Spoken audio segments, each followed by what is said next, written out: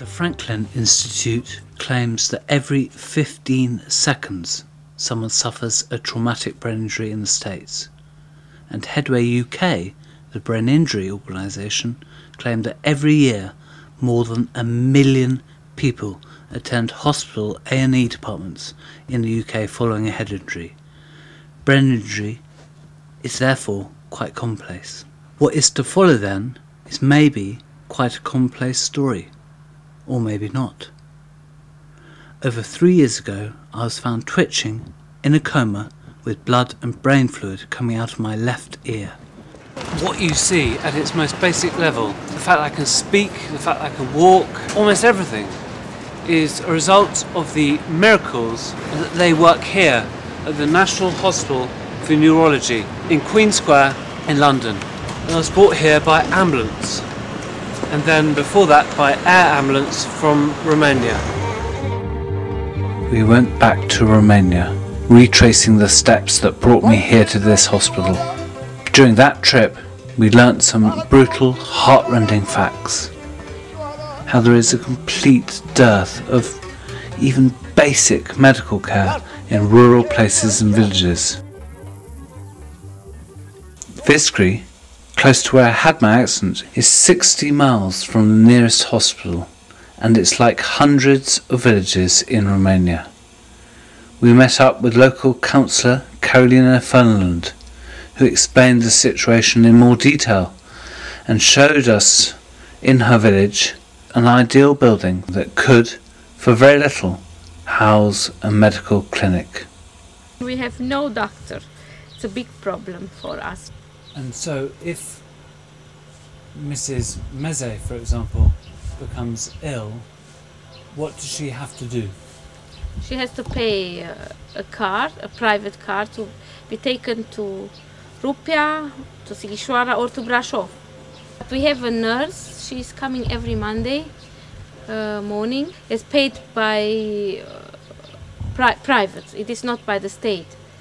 And we, Roman and Danete, they pay transport and her time every Monday. But she's not allowed to.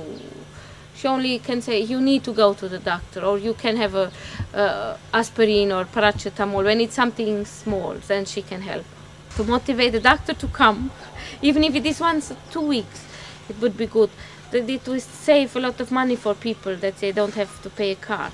But then we have to make them to be registered for this doctor, that he gets also money from the government. They could come to this building, which could be the medical clinic. Yes, yes. Here we have many rooms which are not used, and this building belongs to the commune, and we don't have money to repair it and to make it in a good condition. Really, this could be restored by Mihai Eminescu Trust workers, and the doctor could be funded by the medical trust. Yes. Is an idea. Oh, it would be great. This would be really very good. Later, I met one of the people I was riding with, a brain surgeon who discovered me.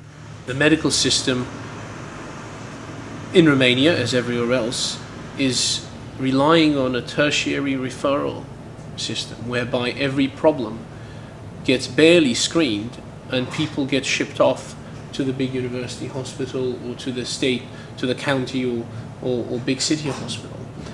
And that, of course, is wonderful for complicated specialist issues, but it is dreadful for primary care, for preventive medicine and for primary care.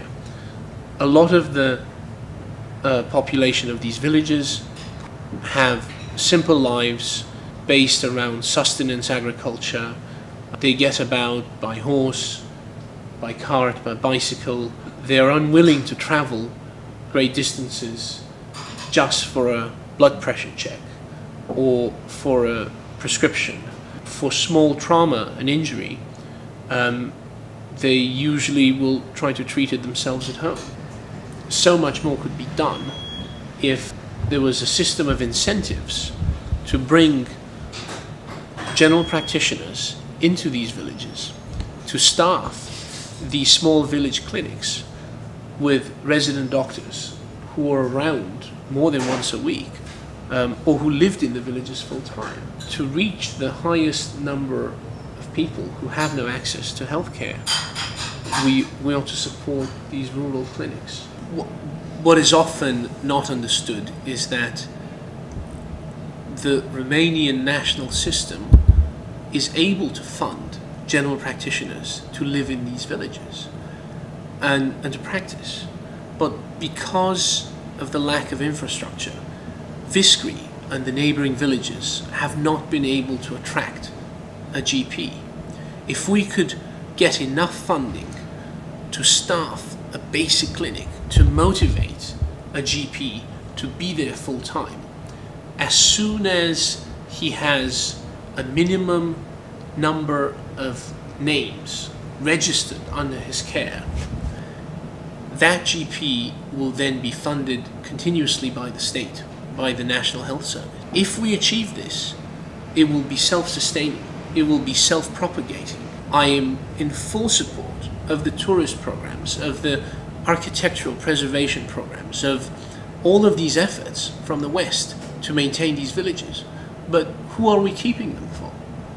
If the local population does not have access to these basic things, they will leave. I'm very enthusiastic about what the Medical Trust has proposed, and I will do my best to support it. This film's message is optimistic, I hope, because with your help, there is a very achievable reality